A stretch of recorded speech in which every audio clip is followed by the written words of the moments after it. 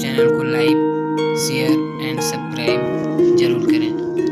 आपके इसी like, share और सब्सक्राइब तथा कमेंट से ही मेरा उत्साहवर्धन रहेगा। आज जो है मैं स्टार्ट करने जा रहा हूँ जलियांवाला बाग हत्याकांड 13 अप्रैल 1919 को जो घटना हुई थी, जिसे जो है भारतीय इतिहास में एक नरसंहार घटना या निंदनीय घटना के नाम से भी जाना जाता है। पंजाब पहले से ही अंग्रेज़ों का गढ़ रहा है तथा उस समय भी अंग्रेज़ों का काफ़ी हस्तक्षेप जो है पंजाब में था। और 1817 में जो कूका आंदोलन हुआ और 1914 और 15 में का गदर आंदोलन, और पंजाब में जब 1913 में माइकल ओडायर पंजाब के लेफ्टिनेंट गवर्नर था, उस समय पंजाब के एक लाला हरी किशन, उनका जो है पीपुल्स बैंक जो है माइकल ओडायर की वजह से डूब गया। इस कारण से पंजाब के लोगों का बचत वो पैसा जो है सारा इस बैंक में जो सेविंग थी उनका, और जो पैसा था वो सारा ही पीपुल्स बैंक में के डूबने के कारण जो है उनका पैसा और बचत भी डूब गया, जिस कारण वहाँ के लोगों में काफ़ी आक्रोश पैदा हो गया। और 1918 में मलेरिया और इन्फ्लुएंजा बीमारी की वजह से पंजाब व भारत में कई लोग मारे गए, जिस कारण 1915 में भारतीय सुरक्षा अधिनियम को समाप्त हो गया था। 1915 में जो भारतीय सुरक्षा अधिनियम था वो भी जो है समाप्त हो गया था। दिसंबर 1917 में एक इंग्लैंड हाईकोर्ट के न्यायाधीश थे सिडनी रॉलेट, जिसकी अध्यक्षता में भारत में रॉलेट एक्ट जो है कमीशन बनता है, जिसने अपनी रिपोर्ट 15 अप्रैल 1918 में दी तथा जिसे 18 मार्च 1919 को भारत में रॉलेट एक्ट पास कर दिया गया, जिसके तहत जो है 18 मार्च 1919 था, उसमें उस तारीख को जो है भारत में रॉलेट एक्ट जो है पास कर दिया गया। इसके अनुसार भारत में होने वाली घटनाओं को होने से पहले ही जो है रोक दिया जाता था, और संदेह और गुप्त तरीके से भारतीय लोगों को जो है गिरफ्तार कर दिया जाता था और उन्हें जो है दंड भी दे सकते थे। इस जो रॉलेट एक्ट था, इसके तहत जो है ये कानून जो है बनाया गया था, और इस कानून को एक नाम दिया गया, ना अपील, ना ही दलील और ना ही वकील। इसका जो है ये फेमस जो कोटेशन कह सकते हैं या रूल कह सकते हैं, ये जो है एग्जाम्स में काफ़ी आता है कि ना अपील, ना दलील और ना ही वकील का जो है जो कानून लागू किया गया था वो किस एक्ट के तहत लागू किया था, ये था रॉलेट एक्ट के तहत। ठीक है, और इसी कानून के निंदा करते हुए मोहम्मद अली जिन्ना ने कहा कि यह जो कानून है एक कानून विहीन कानून है। मोहम्मद अली जिन्ना ने इस कानून की जो है निंदा करते हुए कहा था कि यह कानून विहीन कानून है। इस कानून के लागू होने पर मोहम्मद अली जिन्ना मदन मोहन मालवीय व फजलुल हक ने केंद्रीय असेंबली से अपना त्यागपत्र भी दे दिया था। जब यह कानून भारत में लागू होता है तो गांधी जी ने घोषणा की कि हम इस कानून के विरुद्ध सत्याग्रह शुरू करेंगे, जो पूरे भारत और पूरे देश में एक अखिल भारतीय सत्याग्रह होगा।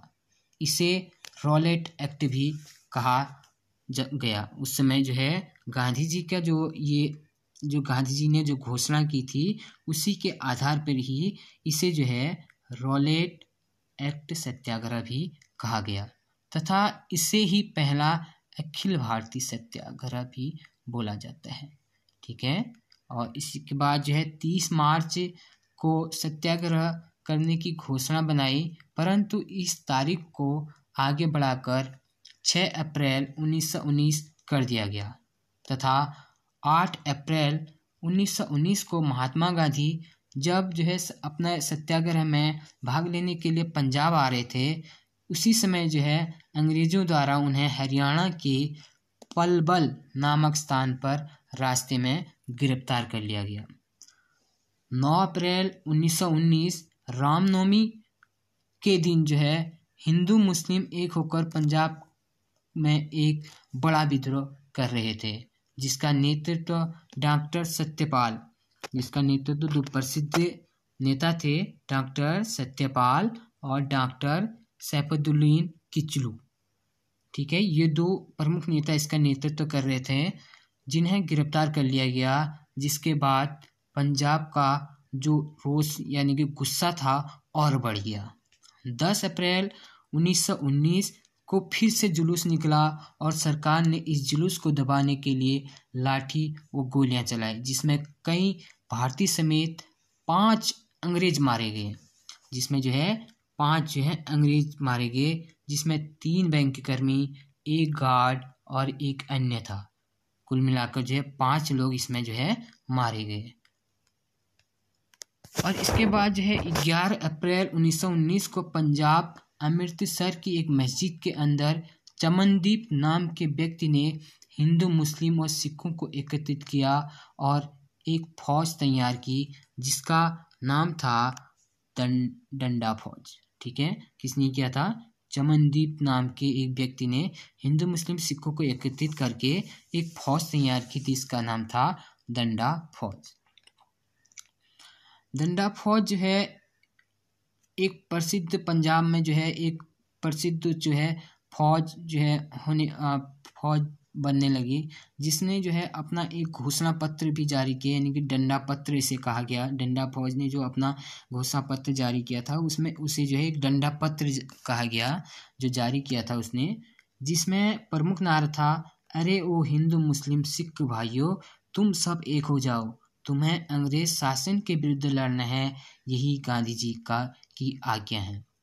उसने जो है जो डंडा फौज ने अपना एक डंडा पत्र जारी किया था, उसमें एक प्रमुख नारा बन गया, अरे वो हिंदू मुस्लिम सिख भाइयों, तुम सब एक हो जाओ, तुम्हें अंग्रेज शासन के विरुद्ध लड़ना है, यही गांधी जी की आज्ञा है। गिरफ्तार लोगों को छुड़ाने के लिए 13 अप्रैल के दिन जो है बैसाखी के पर्व के दिन सभी लोग जो है स्वर्ण मंदिर अमृतसर में आए हुए थे, और शाम को जो है एक प्रसिद्ध नेता थे लाला हंसराज। लाला हंसराज के कहने पर सारे लोग जो है वहाँ पे इकट्ठा हो गए, जो जलियांवाला बाग में शाम 4:30 में जो है और 20 से 25 हज़ार लोग इकट्ठा हो गए। ठीक है, जो समय था जलियांवाला बाग में इकट्ठा होने का वो था शाम को 4:30, और इसमें जो संख्या थी लगभग 20 से 25 हज़ार लोग इसमें जो है एकत्रित हुए थे। शाम को पंजाब के अमृतसर का ब्रिगेडियर जनरल आर डायर, ठीक है, ये जनरल आर डायर, ये अमृतसर का ब्रिगेडियर है जनरल आर डायर। जो इससे पहले था वो था आपका पंजाब का लेफ्टिनेंट गवर्नर। इसके पहले जो मैंने आपको बताया था कि जो पंजाब का लेफ्टिनेंट गवर्नर कौन था, माइकल ओ डायर। बट यहाँ पे कौन है, यहाँ पे है आपका अमृतसर। ठीक है, जो मैंने बताया यहाँ पे जो आपका है ये अमृतसर है, वो पंजाब था, यहाँ पे अमृतसर का है ब्रिगेडियर जनरल आर डायर। ठीक है, ये जो है 100 भारतीयों और 50 अंग्रेज सिपाहियों को लेकर जलियांवाला बाग पहुंचा। वो बिना किसी पूर्व सूचना के इसने लगातार जो है गोलियां चला दी थी। जो गोलियां थी 303 बोर की थी, और लगातार 10 मिनट तक जो है बिना रोक के जो है गोलियां चलती गई, जिसमें सरकारी आंकड़ों के अनुसार जो है मरने वालों की संख्या थी 379। और इसमें जो है 337 जो है वयस्क नागरिक थे और 41 बच्चे थे और एक 6 महीने का मासूम बच्चा भी था, जिसमें जो है 1137 लोग घायल हुए थे। ये आंकड़ा था सरकारी आंकड़े के अनुसार। और इसके साथ ही कुछ आंकड़े जो है अन्य लोगों ने भी दिए, जिसमें मोहन मालवीय जी के अनुसार 1300 लोग जो है इस घटना में जो है 1300 लोग जो है मारे गए थे। ठीक है। और इसी के साथ ही स्वामी श्रद्धानंद जी के अनुसार इस घटना में 1500 लोग मारे गए थे और अमृतसर के एक प्रसिद्ध डॉक्टर थे डॉक्टर स्मिथ, इनके अनुसार इस घटना में 1800 लोग मारे गए थे। इसके बाद पंजाब में डंडा फौज और प्रसिद्ध हो गई तथा गवर्नर जनरल की कार्यकारिणी परिषद से शंकरन नायर ने अपना त्याग पत्र दे दिया। इसी घटना की आलोचना करते हुए या इसी घटना से हताश होते हुए डॉक्टर रविंद्रनाथ टैगोर ने अपनी नाइटहुड जो है, उनकी एक प्रसिद्ध उपाधि जो है अंग्रेज सरकार ने जो उन्हें दी थी, वो नाइटहुड की उपाधि भी उन्होंने अपनी त्याग दी। इसी घटना में प्रसिद्ध महात्मा गांधी ने कहा था कि ये अंग्रेज सरकार की हिमालय से भी बड़े आकार की गलती है। ठीक है। ये जो है दो फेमस, एक कोटेशन और एक की रविंद्रनाथ टैगोर की नाइटहुड की उपाधि। रविंद्रनाथ टैगोर की परीक्षा में काफ़ी टाइम ये पूछा जाता है कि नाइटहुड की उपाधि रविंद्रनाथ टैगोर ने कब त्यागी थी। ठीक है। उपाधि का जो त्याग किया था उन्होंने कब किया था, ये किया था जलियांवाला बाग हत्याकांड के बाद। ठीक है। और इसके साथ ही C.H. एंड्रूज ने कहा था, प्रसिद्ध इतिहासकार C.H. एंड्रूज ने कहा था जो जलियांवाला बाग हत्याकांड है वह अंग्रेज सरकार द्वारा जानबूझकर किया गया नरसंहार है। और साथ ही प्रसिद्ध इतिहासकार चर्चिल ने कहा कि जलियांवाला बाग हत्याकांड अंग्रेज सरकार द्वारा की गई एक राक्षसी घटना है। ये दो प्रसिद्ध इतिहासकार थे। जैसे कि एंड्रूज ने कहा, एंड्रूज ने जलियांवाला बाग हत्याकांड को नरसंहार की संज्ञा दी और साथ ही चर्चिल ने इस घटना को राक्षसी घटना की संज्ञा दी। ठीक है। और इसके बाद जो है 1997 में जब ब्रिटिश रानी एलिजाबेथ भारत आई थी और उन्होंने जलियांवाला बाग हत्याकांड में जितने भी लोग मारे गए थे उन सबको भी श्रद्धांजलि दी थी। इसके बाद 2013 में जो है ब्रिटिश प्रधानमंत्री डेविड कैमरून भारत आए थे। उन्होंने अपनी विजिटर बुक में लिखा, इस घटना की निंदा करते हुए अपनी विजिटर बुक में लिखा कि जलियांवाला बाग हत्याकांड अंग्रेज सरकार द्वारा की गई एक शर्मनाक घटना है। उन्होंने कहा था अपनी विजिटर बुक में, उन्होंने लिखा साफ साफ उन्होंने लिखा कि जो जलियांवाला बाग हत्याकांड था अंग्रेज सरकार द्वारा की गई एक शर्मनाक घटना है। ठीक है।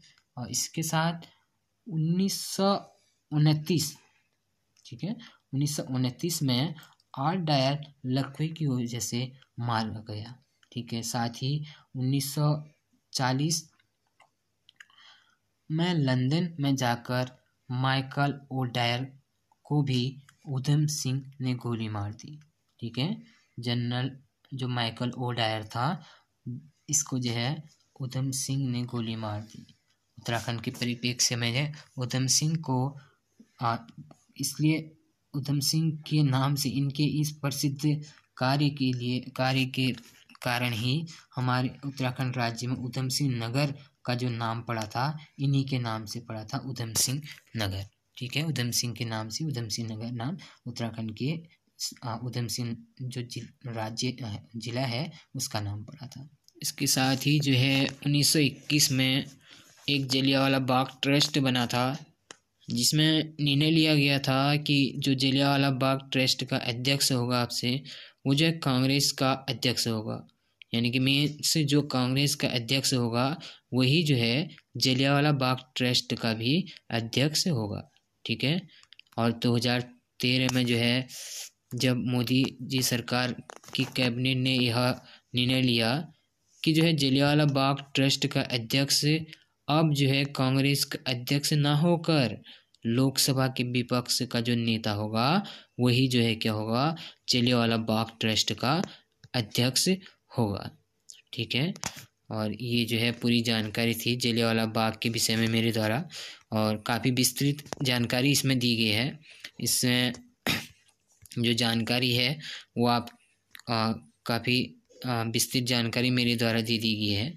और साथ ही आपको बताना चाहूँगा कि इसके साथ ही अपने कैसे मेरे वीडियो जो है कैसे लगी आपको, इसको जो है कमेंट बॉक्स में ज़रूर लिखें, और साथ ही वीडियो को जो है लाइक, शेयर और सब्सक्राइब ज़रूर करें। धन्यवाद।